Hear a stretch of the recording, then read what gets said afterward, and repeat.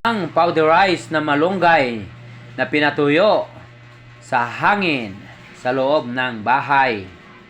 Blender tsaka sinala at ito na ang naging resulta. Pinong-pino na siya. Powderized na siya.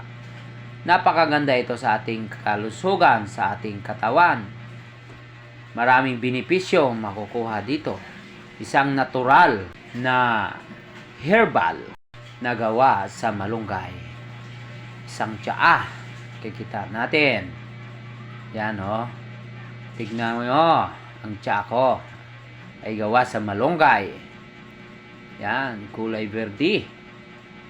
Paano naman gawin ang tsaa?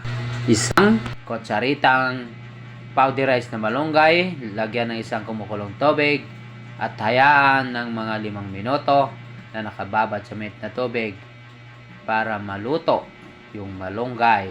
At pagkatapos, pwede na nating inumin. Ayan, yan siya, isang tsaa. Walang lasa.